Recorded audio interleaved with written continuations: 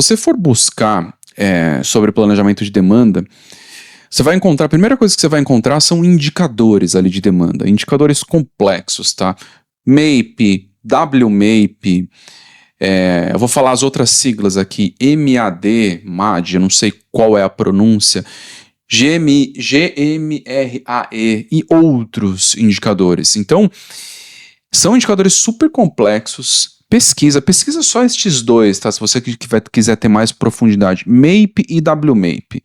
Eles medem ali a assertividade da demanda, mas pesquisa sobre eles. E qual é o ponto aqui? Eu vou falar sobre isso adiante, sobre esses indicadores, mas eu não vou falar em detalhes, tá? Com detalhes técnicos, porque o segredo para você resolver a variação de demanda não está no indicador que você usa. O indicador ele vai te dar um direcional ali. E quanto mais complicado for o indicador, mais difícil é você explicar para a empresa o que você está fazendo. Então, se você chega para alguém e fala, o MAPE é tanto, ou o WMAPE é tanto, que já criou problema. Confusão. Mais fácil você falar sobre assertividade, sobre desvio percentual. São palavras mais palpáveis ali.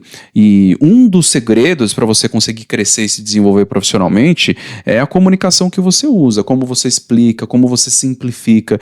E termos técnicos só complicam esse diálogo aí com as outras áreas. Então, evite usar esses termos técnicos e não é isso que vai te ajudar a resolver a variação de demanda. Então, primeira lição aqui, primeiro ponto aqui, indicadores complexos não resolvem a variação de demanda. Importante isso. 2. Complicar indicadores complexos dificultam a comunicação. Se for para ter uma lição só dessa aula é essa, indicadores complexos dificultam a comunicação. A outra pessoa do outro lado não é obrigada a saber sobre o indicador que você está usando. O MAPE variou, o WMAPE variou, esquece isso, tá? Você pode usar isso para medir, para descobrir algum problema e tal, mas na hora de comunicar, esqueça esses indicadores, tá? Esqueça. Claro que se você tiver uma liderança mais técnica, aí você pode conversar sobre isso, mas para fora da área, esquece. E aí eu vou reforçar um ponto, tá? Essa aula aqui, ela não é sobre indicadores. Como eu falei, eu vou passar rápido por alguns para você ter noção, mas para se aprofundar nos indicadores, você pode estudar, fazer algum treinamento com mais profundidade sobre isso.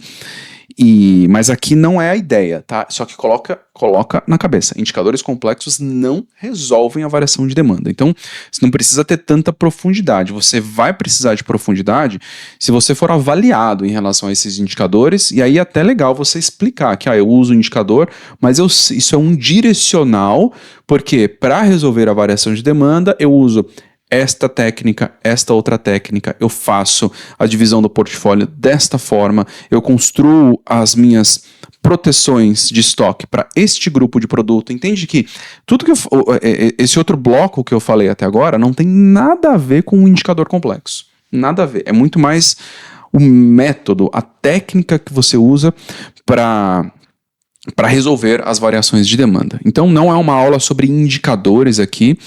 E, de novo, isso não vai mudar a sua vida, não é o 80-20, então não é o Pareto ali, né? O indicador não é aquele lugar que você vai colocar 20% do esforço e vai colher 80% do resultado. Não está nos indicadores, está no método que você usa, tá? O seu esforço ele vai ser muito menor se você construir métodos que ajudem a resolver a variação de demanda. E o esforço não está no indicador. Eu falei demais sobre isso aqui, mas é para você colocar isso na cabeça porque é importante, tá?